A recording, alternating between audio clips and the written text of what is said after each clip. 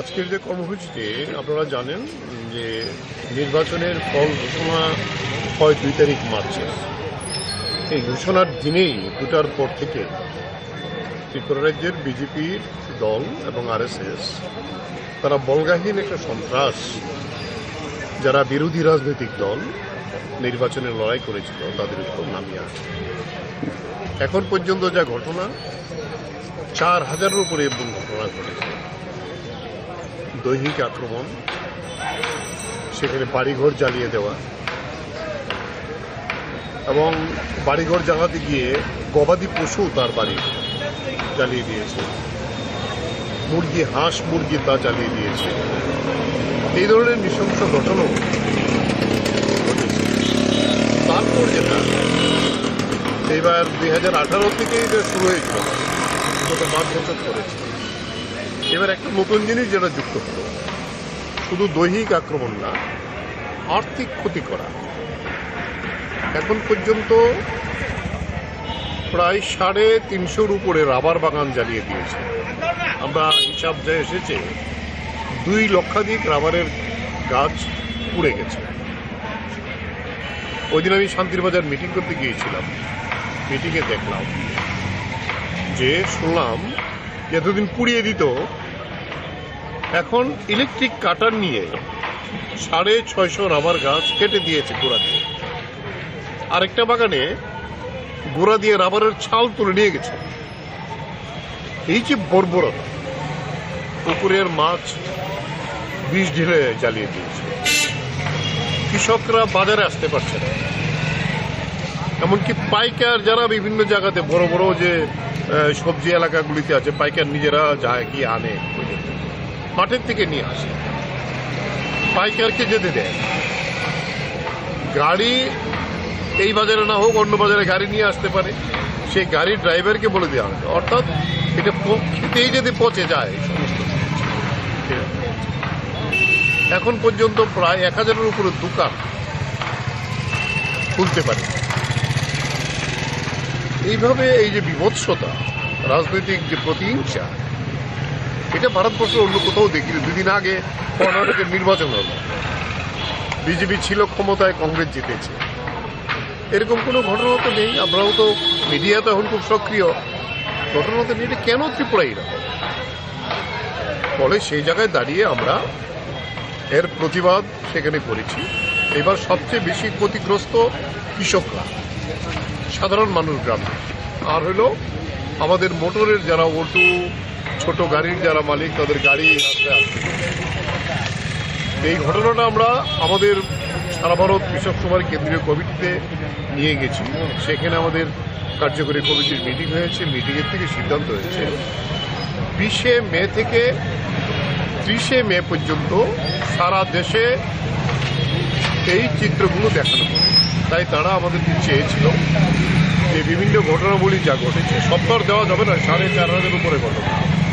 আমরা কিছু ঘটনা যেটা সংগ্রহ করেছি, তাতে হয়তো বিভিন্ন মিডিয়ার ঘটনা আমাদের কাছে আমরা কপি করেছি। সেটা এগুলি বাস্তবের উপর ভিত্তি করে আমরা এটা আজকে এই সারা ভারতের প্রোগ্রামের কর্মসূচি হিসেবে আগরতলাতে কেন্দ্রীয় হবে। আমরা আগরতলায় সারা ভারত কৃষক সভার পক্ষ থেকে এই কর্মসূচিটি প্রতিপালন করছি। আমরা প্রত্যক্ষভাবে আলোচনা হবে অল্প সময়ের জন্য। আমরা যে ঘটনাগুলো ঘটেছে তার উপর একটা ভিডিও আমরা তৈরি করেছি, সত্য ঘটনার উপর আধার করে বাস্তব ঘটনাগুলোকে নিয়ে এইটা এখানে আমরা ডিসপ্লে করব মানুষের কাছে। কারণ সব মানুষ তো আর সবটা দেখেনি। তাই এই জায়গায় দাঁড়িয়ে এই প্রতিবাদ আমাদের চলছে, গোটা দেশে চলছে। ত্রিপুরাতেও আমরা বিভিন্ন জায়গা থেকে নিয়ে যাব। আমরা বলবো যে এই বিজেপি আরএসএসের যে গণতন্ত্র নিধনের এই যে যজ্ঞ, এটা বন্ধ হোক, গণতান্ত্রিক পরিবেশ ফিরিয়ে আসুক। এবং আমরা বলছি, এত সব ঘটনা ঘটেছে যে বিজেপির যিনি সভাপতি তিনি বলে দিলেন কোথায় কোনো ঘটনা হয়নি। যদিও মুখ্যমন্ত্রী এটি ভূমিকা নেওয়ার চেষ্টা করছেন, কিছু ঘটনা তিনি প্রতিবাদ করেছেন, কিছু দুষ্কৃতিকারী বিভিন্ন জায়গাতে গ্রেপ্তার হয়েছেন, কিন্তু ওনার দল তো উনিই তো সভাপতি ছিলেন। উনি আজকে মুখ্যমন্ত্রী, শুধু দলেরও তিনি একজন সর্বেসর্বা। তাহলে এইটা কেন হচ্ছে না? শুধু মুখে কথা বললেই হবে না, এক দুইটা স্ট্রে হোল্ডারদের গ্রেপ্তার ইত্যাদি হলে হবে না, সার্বিকভাবে বিজেপি দল তারা যদি না হলে মানুষ এগিয়ে আসবেন, মানুষ এগিয়ে আসছেন। আমাদের কৃষক সভা আমরা এই 8টা জেলাতে আমরা মিটিং করে তথ্য সংগ্রহ করেছি এবং বলেছি সেই তার প্রতিবাদে বিভিন্ন জায়গাতে নেমে আসার জন্য আস্তে আস্তে মানুষ সেভাবে তৈরি হচ্ছেন। তাই আজকে আমরা এখানে এই বিষয়গুলো ঘটনার চিত্র দেখাবো আর অল্প সময়ের জন্য একটু আলোচনা করব, ঘটনাটা দেখাবো।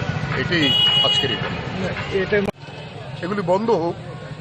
ভোট হয়ে গেছে, ভোটের পরে সবাই যার যার কাজ করবে, এটাই নিয়ম।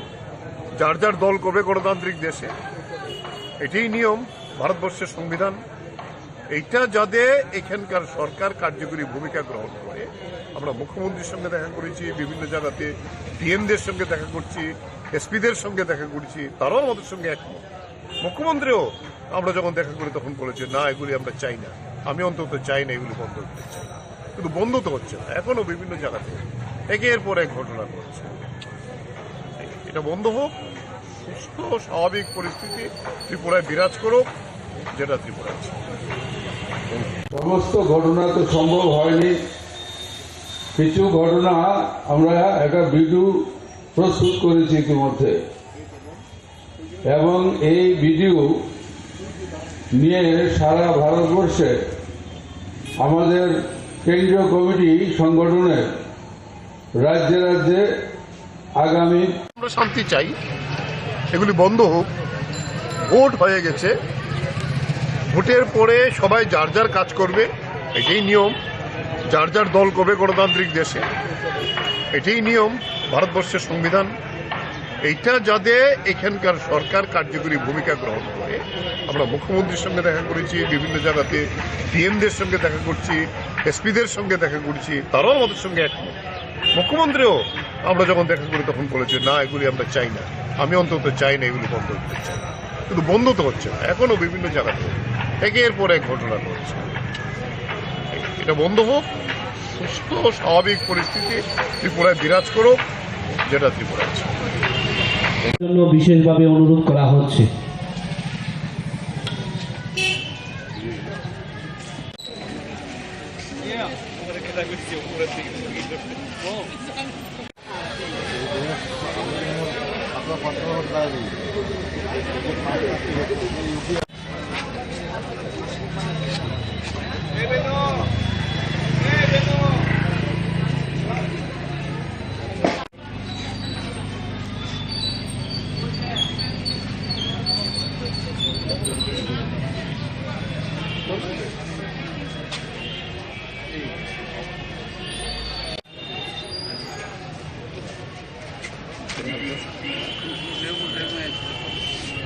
প্লিজ তোমরা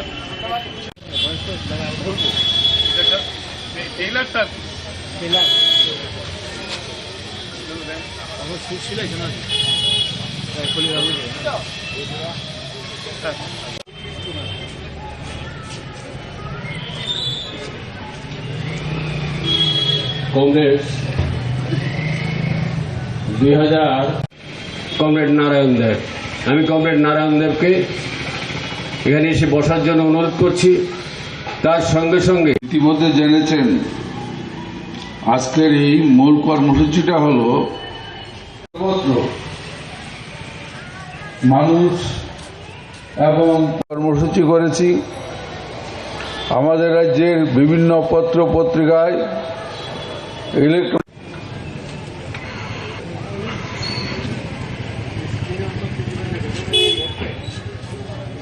আজকের যে কর্মসূচিতে